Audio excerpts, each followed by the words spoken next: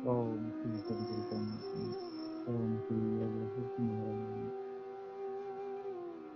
श्री राम जी बोले, हे मुनीश्वर, जो जीने की आस्था करते हैं वे मूर्ख हैं। जैसे कमल पत्र पर जल की बूंदें नहीं ठहरती, वैसे ही आयु भी क्षण भंगुर है। जैसे वर्षा काल में जाजुर बोलते हैं और उनका चंचल कंठ सदा फड़कता रहता है, वैसे ही आयु क्षण क्षण में चंचल हो जाती है। जैसे शिवजी के मस्तक में चंद्रमा की रेखा छोटी सी है, वैसे ही यह शरीर है। हे मुनीश्वर, जिसको इसमें आस्था है वह महामूर्ख है। यह तो काल का ग्रास है। जैसे बिल्ली चूहे को पकड़ लेती है, वैसे ही सबको काल पकड़ लेता है। जैसे बिल्ली चूहे को संभलने नहीं देती, वैसे ही काल सबको अचानक ग्रहण कर लेता है और किसी को नहीं भासता। हे मुनीश्वर, जब अज्ञान रूपी मेघ गरजता है, तब लोभ रूपी मोर प्रसन्न होकर नृत्य करता है। जब अज्ञान रूपी मेघ वर्षा करता है, तब दुख रूपी मंजरी बढ़ने लगती है। लोभ रूपी बिजली क्षण में उत्पन्न होकर नष्ट हो जाती है और तृष्णा रूपी जाल में फंसे हुए जीव रूपी पक्षी बड़े दुख पाते हैं, शांति को प्राप्त नहीं होते। हे मुनीश्वर, यह जगत रूपी बड़ा रोग लगा है, इसके निवारण करने का कौन सा उपाय है?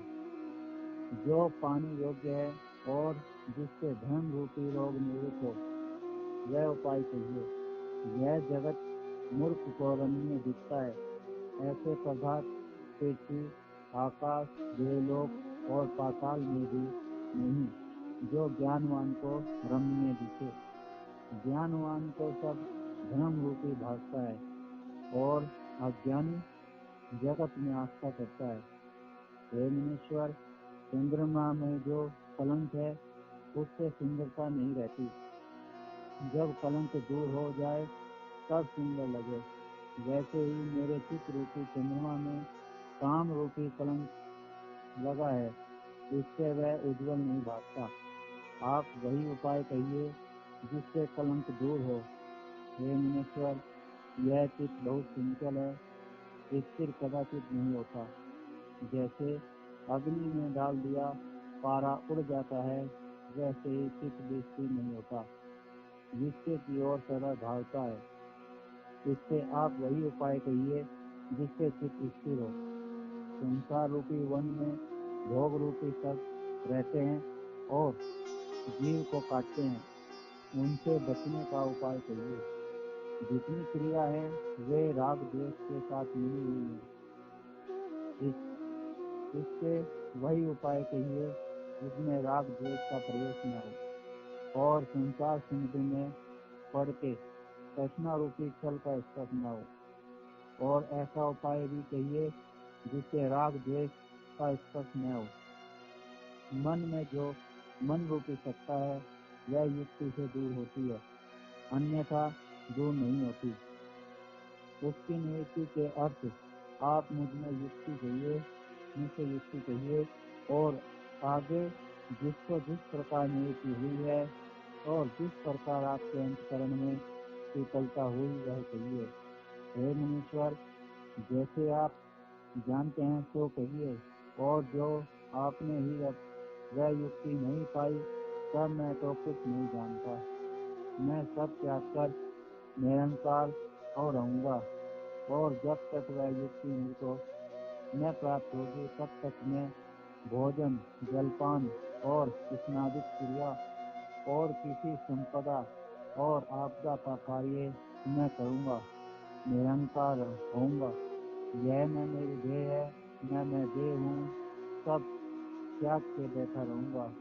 जैसे कागज के ऊपर मूर्ति चित्रित होती है वैसे ही हो रहूंगा।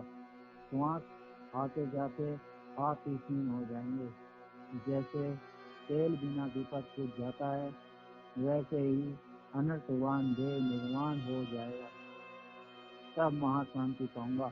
इतना कहकर वाल्मीकि जी बोले, हे भारद्वाज, ऐसे कहकर राम जी चुप हो रहे, जैसे बड़े मेघ को देख के मोर शब्द करके चुप हो जाता है।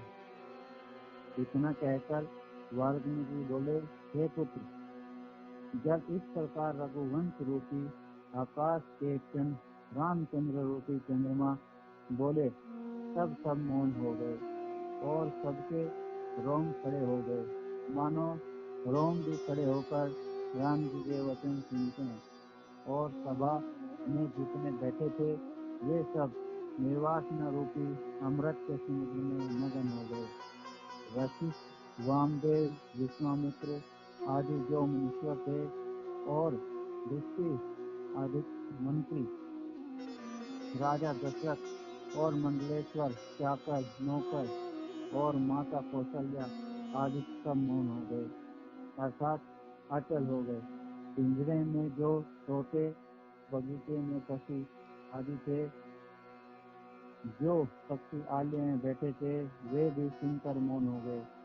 आकाश के पक्षी जो निकट थे वे भी स्थिर हो गए, और आकाश में देव, सिद्ध, गंधर्व, विद्याधर और किन्नर भी आके सुनने और फूलों की वर्षा करने तथा सब धन्य धन्य शब्द करने लगे।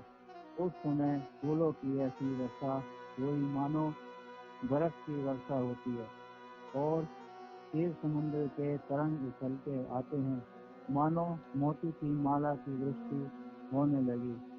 जैसे मक्खन के पिंड उड़ते हों, इस प्रकार आधी घड़ी पर्यंत फूलों की वर्षा हुई और बड़ी सुगंध फैली। फूलों पर भंवरे सीने लगे और बड़ा विलास उस काल में हुआ। सब नमो नम शब्द कहने लगे और देव बोले, हे कमल नयन रघुवंशी, आकाश में चंद्रमा रूप तुम धन्य हो। तुमने बड़े श्रेष्ठ स्थान देखे हैं और बहुत प्रकार के वचन सुने हैं। जैसे तुमने वचन कहे हैं वैसे हमने कभी नहीं सुने। ये वचन सुन के हमारा जो देवतों का अभिमान था तो सब निवृत्त हो गया, और अमृत रूपी वचन सुनकर हमारी बुद्धि पूर्ण हो गई। हे राम जी, जैसे वचन तुमने कहे हैं ऐसे बृहस्पति भी नहीं कह सकते। तुम्हारे वचन परमानंद के चलने वाले हैं, इससे तुम धन्य हो। इति श्री योग वशिष्ठ वैराग्य कल्पने सिद्ध समाधि वर्णाम सप्त वचंती मम श्रद्धे। हरि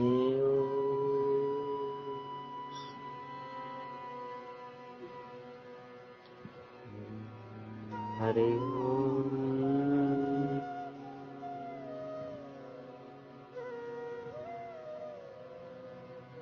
हरि